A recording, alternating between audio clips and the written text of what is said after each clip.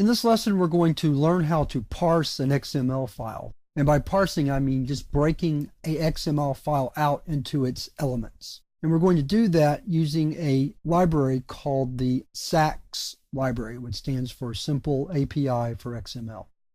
So first, let's take a quick look at the file we're going to parse.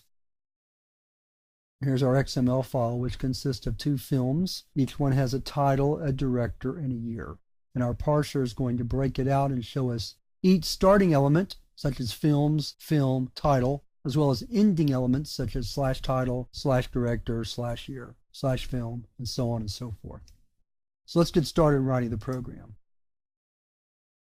We're going to call this program parseXML.py. First thing we need to do is import the SAXS library, so we do that like so, xml.saxs.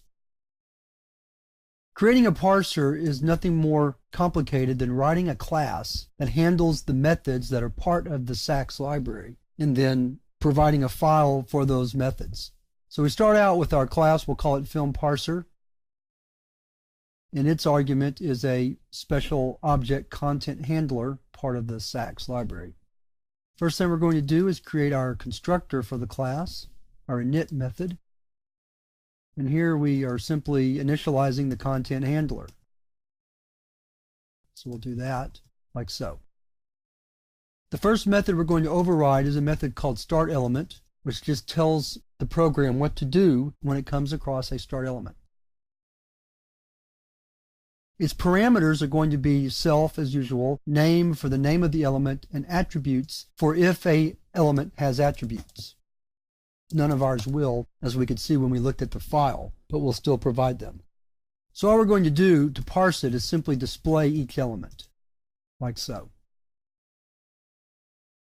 The next method to override is endElement. Same situation, except we don't have attributes because ending elements cannot have attributes. On the last example, I put a space between the single quote and the double quotes. I'm not going to do that this time. This right up here was not necessary. I just did it to kind of spread things out. This time I'll take it out. And then finally, the last method to override is characters. And this is used to parse out white space, such as indents and blanks after the end of an element and so forth. We actually don't have to process characters, but we will in this example. Actually, that's not name, that's content. Primarily because characters don't have a name, whereas the starting element and ending element do have names. Okay, so that defines our class. Next thing we have to do is define a main method to get us going. Its argument will be the XML file that we're going to parse. And here we simply open the file, store it in a variable source, and then call the parse method with the source. And here we write an if statement to get our main method going, because it will have a call to our film's XML file, which we need to actually start the program. So select File, Save. I'll minimize. We'll run the program now. Nope. Let's see what I did. Simple mistake. That should be a double equal sign. File, save. Run it again.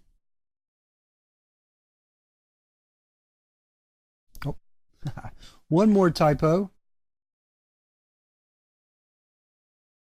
Easy to forget that colon at the end of an if statement.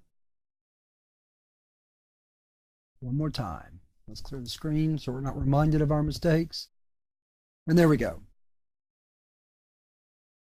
So if we come back up to the beginning of the listing, we see the first start element is films, which is our beginning element. Next we have a film and then a title.